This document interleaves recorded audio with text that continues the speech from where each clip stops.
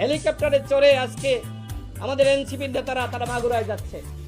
এইখানে তো নিরপেক্ষতার প্রশ্ন।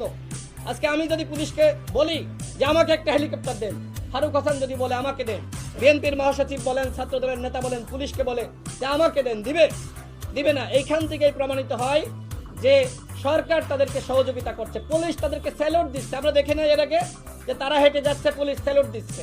তো এই হচ্ছে অবস্থা।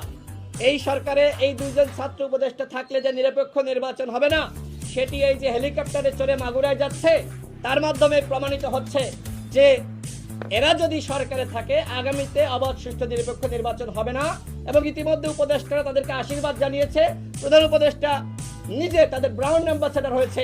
সুতরাং কোনোভাবেই এই উপদেষ্টারা সরকারে থাকলে নিরপেক্ষ নির্বাচন হবে না। আরেকটি কথা আমি বলে রাখি, সেটি হলো যে অন্যান্য উপদেষ্টারা এই ছাত্র উপদেষ্টাদের অনুগত।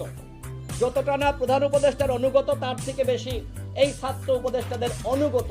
আপনারা প্রমাণ আপনারা দেখতে পারেন, কার্যক্রমে আপনারা পর্যবেক্ষণ করতে পারেন যে তারা কিভাবে ছাত্ররা তাদের এমনভাবে প্রশংসা করছে। আপনারা দেখেছেন, আমি আর এই বিষয়ে কথা বলতে চাই না। তারা তাদের অনুগত।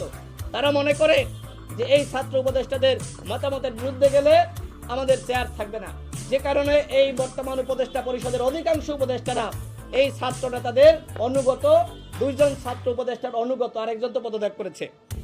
এরকম নৈরাজ্য সৃষ্টিকারী, গণ অভ্যুত্থানের শক্তির মধ্যে বিভাজন সৃষ্টিকারী ব্যক্তি কি করে উপদেষ্টা পদে বহাল থাকে? আমি প্রধান উপদেষ্টার কাছে প্রশ্ন তুলছি যে আপনি কি তাকে এই দায়িত্ব দিয়েছেন?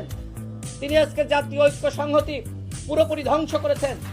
একমাত্র ব্যক্তি হিসেবে যদি কাউকে দায়ী করতে হয়, আমি মনে করি মাহফুজ আলম। তিনি একজন বিতর্কিত ব্যক্তি। এরকম বিতর্কিত ব্যক্তি কোনোভাবেই তিনি এই সরকারের উপদেষ্টা পদে বহাল থাকতে পারেন না। আমরা তার পদত্যাগ দাবি করছি। পাশে বসিয়ে প্রেস ব্রিফিং করেছেন এবং তিনি এও বলেছেন আগামীতে নাহিদ ইসলাম প্রধানমন্ত্রী হতে পারে। এই কথা কি একজন সরকারের নিরপেক্ষ প্রেস সচিব বলতে পারে? বলতে পারে না। যখন টকশোতে যায় তখন সাংবাদিকরা বলে, ভাই বিএনপির সংবাদ প্রকাশ করলে নিউজ ডিলিট করা লাগে না, ভিডিও ডিলিট করা লাগে না, আপনাদের করলে লাগে না, কিন্তু সমন্বয়কদের নামে নিউজ হলে সেটা মুহূর্তে ডিলিট হয়ে যায়। কেন? কি কারণ? সাংবাদিকরা কোথায় স্বাধীন? নাহিদ ইসলাম তথ্য উপদেষ্টা ছিলেন। 7 মাসে তিনি কতটুকু সাংবাদিকদের স্বাধীনতা নিশ্চিত করেছেন? গণমাধ্যম থেকে আওয়ামী লীগের প্রেতাত্মাদেরকে সরিয়েছেন, সেটি আমরা জানতে চাই। তার উপর তো জনগণ আস্থা বিশ্বাস রেখেছিলেন। তারা তো বলেছিলেন যে আমরা রাষ্ট্র সংস্কার করব, সেই কমিটমেন্ট রেখেছিলেন। সেই কমিটমেন্ট রক্ষা না করে তিনি কেন পদত্যাগ করলেন? তার মানে কি? তার মানে রাষ্ট্র সংস্কারের চেয়ে দল গঠন তার কাছে মুখ্য বিষয়। দল গঠন একটি ধারাবাহিক প্রক্রিয়া।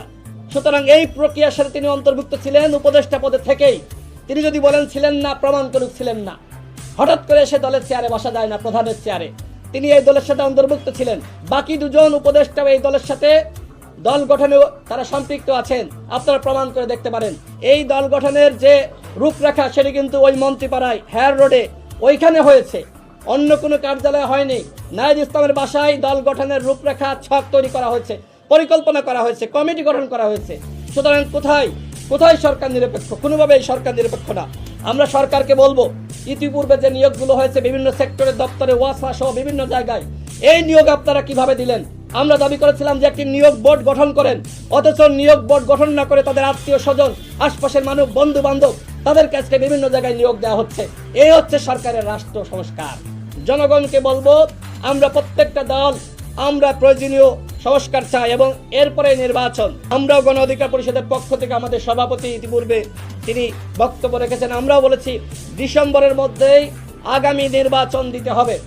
এরপরে যদি নির্বাচন দেওয়ার চেষ্টা করে, তালবাহানা করার চেষ্টা করে, সেটি বাংলাদেশের জনগণ, রাজনৈতিক শক্তি তারা মানবে না।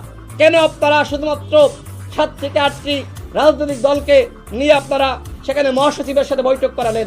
অন্যান্য দলগুলো কি অভ্যুত্থানের ভূমিকা রাখে নাই? এই যে সরকারের নিরপেক্ষতা এখানেই প্রশ্নবিদ্ধ। সরকার যে নিরপেক্ষ নয় সেটি আবারও এই জাতিসংঘের মহাসচিবের সাথে বৈঠকের মাধ্যমে প্রমাণ পাওয়া যায়। সরকার যদি ব্যর্থ হয় তাহলে কি হবে? যেহেতু নির্বাচনের আগে সরকার যদি ব্যর্থ হয়ে যায়, সেক্ষেত্রে আরেকটি 1-11-র সৃষ্টি হবে এবং সেই জন্য সেনাবাহিনীকে দায় দিয়ে লাভ নেই। কারণ আমরা লক্ষ্য করছি যে এই সরকার আইন শৃঙ্খলা পরিস্থিতি নিয়ন্ত্রণ করতে পারছে না।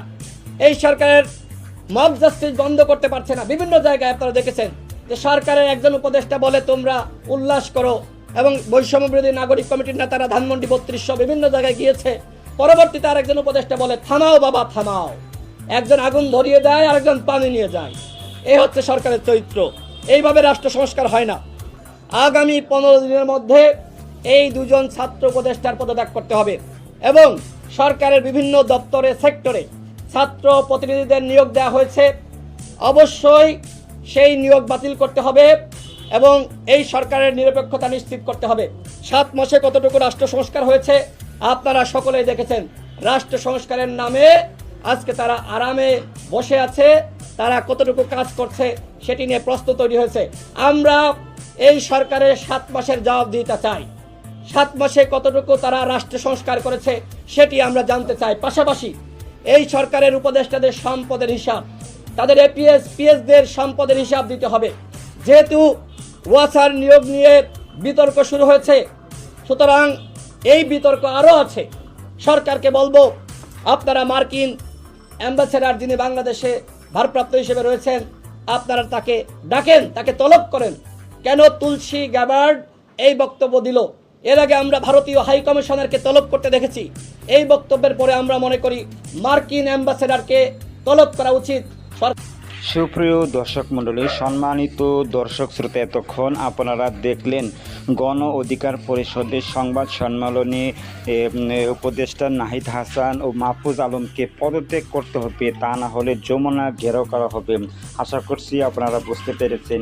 SI মোল্লা 24 নিউজ ইউটিউব চ্যানেলের সাথে থাকুন। পরবর্তীতে আরও ভালো ভিডিও নিয়ে হাজির হব। ততক্ষণে সবাই ভালো থাকুন। আল্লাহ হাফেজ।